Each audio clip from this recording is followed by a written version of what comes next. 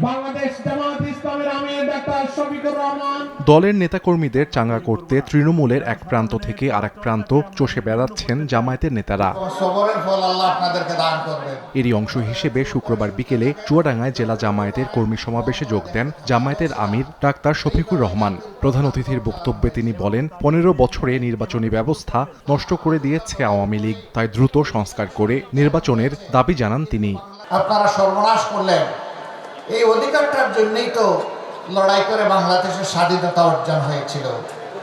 পাকিস্তানিরা এই বুটের মূল্য দেয় নাই বলেই তো মানুষ জীবন বাজি রেখে যুদ্ধ করেছিল, এটাকেই দিলেন আপনারা শেষ করে। সত্যি যদি দেশকে ভালোবাসি তাহলে বিবেকবান জনগণ যাকে পছন্দ তারা তাদের ভোট দিয়ে তাকে ক্ষমতায় পাঠাবে এবং তখন দেশে একটা সুশাসন আশা করা যায়। এদিকে সন্ধ্যায় কুড়িগ্রামের নাগেশ্বরীতে মতবিনিময় সভায় বক্তব্য রাখেন জামায়াতের সেক্রেটারি জেনারেল মিয়া গোলাম পরোয়ার। প্রয়োজনীয় সংস্কার শেষে দ্রুত নির্বাচনী রোডম্যাপ ঘোষণার দাবি জানান তিনি। নির্বাচনের জন্য ন্যূনতম যেসব অর্গানগুলো ইলেকশনে ইনভলভ হয়, গুরুত্বপূর্ণ কিছু বিভাগের সংস্কার কার্য শেষ করে নির্বাচনের একটা রোডম্যাপ ঘোষণা করা উচিত। অন্তর্বর্তীকালীন সরকার নির্বাচনের যে ধারণা আপাতত পেশ করেছে, আমি মনে করি এর চেয়ে আর লম্বা সময়ের মোটেই নেওয়া উচিত নয়।